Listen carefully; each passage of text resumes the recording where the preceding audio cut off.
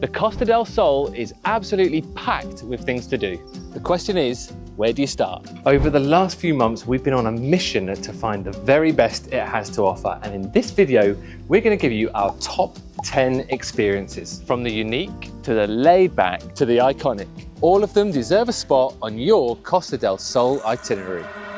The first activity on our list is getting out on the water. Easily the best way to see the Costa del Sol from a different angle. You get views back over the beaches and the mountains with the chance to spot dolphins along the way. It's such a relaxing and scenic way to spend a few hours. There are tons of boat trips on offer up and down the coast, but our favourite was with Sail for Love out of La Duquesa Marina. It's a catamaran rather than a yacht, which is much smoother and gives you loads of space to move around. We found our favourite spot right at the front, sunbathing on the trampoline. The trip is run by a lovely couple who actually live on the boat. It was an added bonus getting to hear about their lifestyle at sea, hearing about how the sails work, and getting to try the delicious locally sourced tapas. You can tell that they just genuinely love what they do, which makes the experience so much more memorable. We'll leave the booking descriptions for this, along with everything else that we've got coming up, in the description.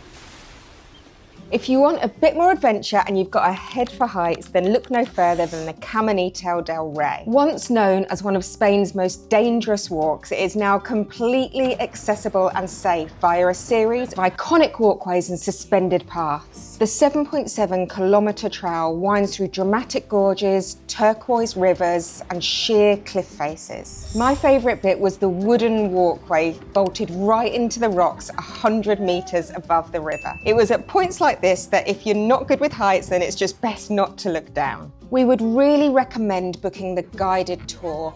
You get all of the information about how it was built and what it was originally used for. It took us around 3 hours, but that was with plenty of photo stops. We actually did this walk a few years ago and we just loved it so much that we had to come back for a second go. It can get booked up months in advance, so just make sure to book your tickets early to avoid missing out. Crazy! Ian, are you bouncing it? Time to crank up the adrenaline even more. We joined a quad biking tour in the hills of Fuengirola, which was such a fun way to experience the mountains of the Costa del Sol. We went with Aventouralia, who run brilliant off-road routes. You don't need any experience. They start with a quick intro and safety briefing, and then you're off. A bit of a tip. The quads are all two-seaters and you pay per quad, so if you're happy to share, then it works out great value for money. I actually preferred sitting back and taking in the views whilst Ian did the driving, and yes, that meant that he ended up way dustier than me. But either way, just make sure that you plan in to head back to your accommodation for a shower afterwards, because you're gonna need it. This one's great if you like a bit of thrill added into your holiday, and we enjoyed it so much that by the end we were wishing that we'd booked the longer route. For a proper taste of local culture and food, then head to Las Marías Gastronomic experience. It's set on a family farm that's been running for almost a century. Maria and Rafael, along with their two adorable dogs, welcomed us into their home like old friends. We started in the kitchen with homemade sangria, along with a spread of local cheeses, Iberian ham and freshly caught mussels. Whilst we were tucking in, Maria showed us how to make Grandma's paella, turning it black with squid ink. We then moved out to a beautiful spot overlooking the gardens, and whilst the paella finished cooking over the fire, we sat chatting to the other guests, enjoying a glass of wine. The result was an incredible paella, absolutely packed with seafood and enjoyed with more of that local wine. It was so relaxed, genuine, and easily the most authentic experience we found on the Costa del Sol. You might come here for the beaches, but don't skip Malaga. It is one of Spain's oldest cities and absolutely packed with history and culture. We took an e-bike tour, the easiest way to see the highlights within a couple of hours. You'll visit the Roman amphitheatre, the cathedral and the Alcazar fortress, which is way up on a hill, so you'll be really glad of those e-bikes. Once you reach the top, you'll get amazing views back over the city, the bullring, the marina and right down the coast. Go in the morning if you can, it's cooler and quieter, and our guide James showed us some places to eat, shop and relax afterwards, making it into the perfect full-day itinerary. Malaga is a bustling city, full of character, well worth setting aside a day to explore. You can't come to Spain without getting involved in the tapas. It is such a big part of the culture. And the small plates mean that you get to try loads of different dishes and give you the perfect excuse for a bit of bar hopping. If you want to find the best spots, then a guided tour is a great option. We went with Spain Food Sherpas in Malaga, and we would definitely recommend them. We started at the oldest bar in the city, where they still keep your tab written with chalk on the counter, before moving on to 3 more local spots. There was fresh prawns, croquettes, pork chops, and plenty more. Plus, a new favourite of mine, the local vermouth served straight from the barrel. Whether you join a tour or plan your own, tapas hopping is one of the best ways to get a true taste of life on the Andalusian coast.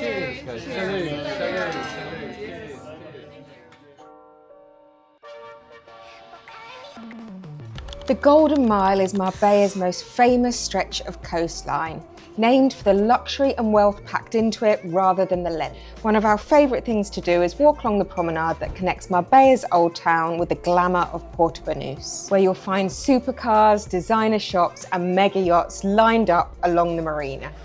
The walk itself is lovely. Palm trees, cafes, beach bars and some seriously fancy hotels and villas along the way. Despite the name, it's actually 4 miles, but you don't have to walk it both ways. You can jump on the Fly Blue ferry, taking you from Marbella to Portobanús or vice versa, and take in the views from the water instead. It might be a cliche side of the Costa del Sol, but it's one that we never get bored of.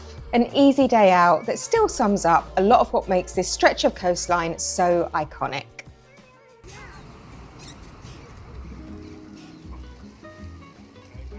Known as the Garden of the Costa del Sol, Estepona is our absolute favourite town, and it's where we choose to base ourselves whenever we come here. The nickname comes from the thousands of flower pots which line all of the streets, each with their own colour so that no two look the same. Estepona's managed to retain its Andalusian charm, with a pedestrianised old town full of independent boutiques, lively little squares and traditional bars. Right in front of the town, you've got a wide sandy beach with a long promenade that runs right the way down to the marina. We love it so much that we've even made a perfect day in Estepona video, so check that out if you're planning a visit. About an hour inland is Ronda, one of Andalusia's oldest and most dramatic towns. It's perched on top of a deep gorge with the Puente Nevo bridge connecting the two halves, easily one of the most photographed spots in all of southern Spain. The drive up is worth it alone, winding roads running through olive groves and mountain villages. Once you're there, you'll find Moorish architecture, cobbled streets and plenty of local tapas spots to stop for some lunch.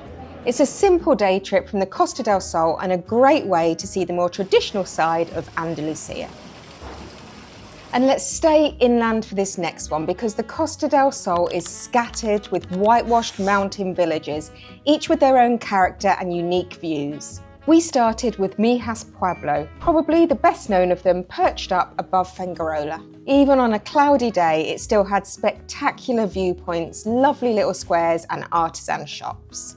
We also checked out Benavis, a pretty little village tucked up in the hills above Marbella. It's known as the dining room of the Costa del Sol thanks to its great restaurants, so it's the perfect stop for a long lunch or dinner after a day of exploring. These inland towns show a completely different side of the region, traditional, quieter and well worth the short drive.